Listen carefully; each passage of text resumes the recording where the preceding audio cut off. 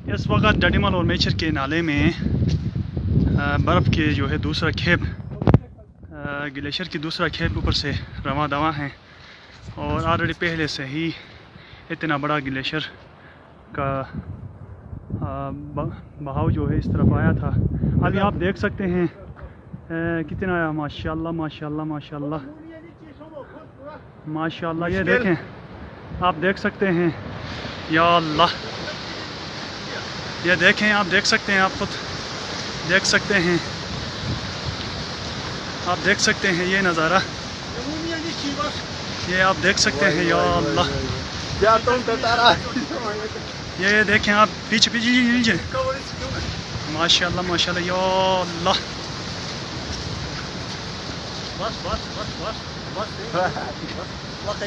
आप देखें, आप देखें, ये सूरत हाल है। देखो